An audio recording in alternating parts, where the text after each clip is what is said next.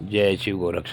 प्रिय श्रोताओं, आप सुन रहे हैं स्कंद पुराण और आज आप सुनेंगे स्कंद पुराण का भाग 23 तथा माहेश्वर खंड का भाग 22।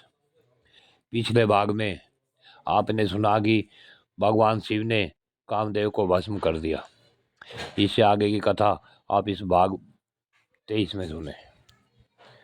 श्रोताओं, जब कामदेव भस्म हो गया तो उसकी पत्नी रति विलाप करने लगी। तब पार्वती जो वहाँ भक्ति कर रही थी उसने उसे समझाया कि देवी रो मत, चिंता न कर। उसके पश्चात पार्वती भी कठोर तपस्या में लग गई। उस समय माता पिता ने उन्हें रोका भी, परंतु पार्वती बोली, माता और पिताजी, मैं घर नहीं जाऊंगी। आप मेरी प्रतिज्ञा सुने। मैं उत्तम तपस्या के द्वारा भगवान शंकर को पुनः यहीं बुलाकर उनका वर्ण करूंगी। आदे जी। और उन्होंने वहीं तपस्या करनी शुरू कर दी। कुछ समय पश्चात वे अन्न और फल त्याग कर केवल हरे पत्ते खाकर रहने लगी। फिर कुछ दिनों के बाद हरे पत्ते भी छोड़ दिए और सूखे पत्तों पर निर्वाह करने लगी। आगे चलकर जब उन्होंने सूखे पत्ते भी त्याग दिए, वे अपर्णा नाम से विख्यात हुई। सूखे पत्ते छोड़ने से वे कुछ काल तक केवल जल पर ही रही। फिर उन्होंने जल भी छोड़ दिया और वायु पीकर रहने लगी। इस प्रकार सती साध्वी गिरिजा दीर्घकाल तक तपस्या में लगी रही। देवताओं की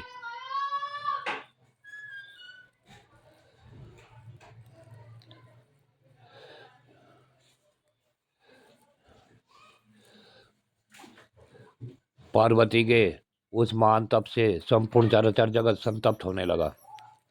सब देवता मिलकर ब्रह्मा जी के शरण में गए और बोले कि ये प्रभु, हे ब्रह्मदेव, आपने इस संसार की संपूर्ण चराचर जगत की सृष्टि की है। अब आप हम देवताओं की रक्षा करें। देवताओं की बात सुन ब्रह्मा जी ने मन ही मन चिंतन किया। उन्हें ज्ञात हुआ कि पार्वती की तपस्या से बड़ी अद्भुत दावानगरी प्रकट हो गई है। तब वह सब देवताओं को साथ ले भगवान विष्णु के पास पहुंचे।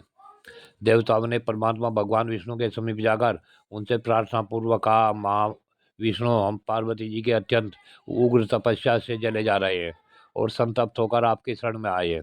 आप हमारी रक्षा करें। तब परमेश्वर श्री हरि इस प्रकार बोले, देवताओं, आज तुम लोगों को साथ लेकर मैं परमेश्वर महादेव जी के पास चलता हूँ। हम सब लोग मिलकर उनसे प्रार्थना करें कि पार्वती के साथ विवाह करने को उद्यत हों।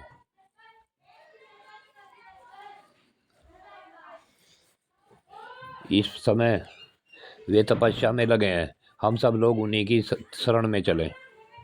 लोमा जी कहते हैं कि भगवान विष्णु के इस प्रकार कहने पर सब देवता पिनाकधारी महादेव जी का दर्शन करने के लिए गए।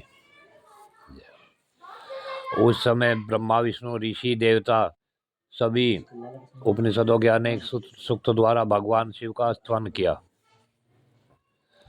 ब्रह्मा जी बोलते हैं कि एक कामदेव का अंत करने वाले श्री रुद्रदेव को नमस्कार है, जो प्रकाश स्वरूप होने के कारण वर्ग नाम धारण करते हैं। तीनों लोकों में जिनका सौभाग्य सबसे बढ़कर है, उन त्रिनेत्रधारी भगवान महेश्वर को नमस्कार है, जो संपूर्ण जगत के भरण पोषण करने वाले बंधु हैं तथा यह संपूर्ण विश्व जिसका स्वरूप है, उन भगवान त्र्यंबक को नमस्कार है। भगवान, आप समस्त लोगों के धारण पोषण करने वाले पिता, माता और ईश्वर हैं। आप ही जगत के स्वामी हैं तथा रक्षक हैं। हे प्रभु, आप हमारा उद्धार करें। तब उत्तम योग से युक्त दयालु परमात्मा महेश्वर शंभु ने धीरे धीरे समाधि से विश्राम की लिया और देवताओं से इस प्रकार कहा, भगवान ब्रह्मादि देवताओं, तुम लोग मेरे समीप क्यों आए हो? इस समय यहाँ आने का कारण बताओ। उनके इस प्रकार पूछने पर ब्रह्मा जी ने देवताओं के महत्व पूर्ण कार्य परिचय देते हुए कहा, हे भगवान, तारकासुर ने देवताओं को महान कष्ट पहुंचाया है। यह देवताओं का घोर शत्रु है। अतः हमारी प्रार्थना है कि आप पार्वती जी का पाणी ग्रहण प्राप्त करें।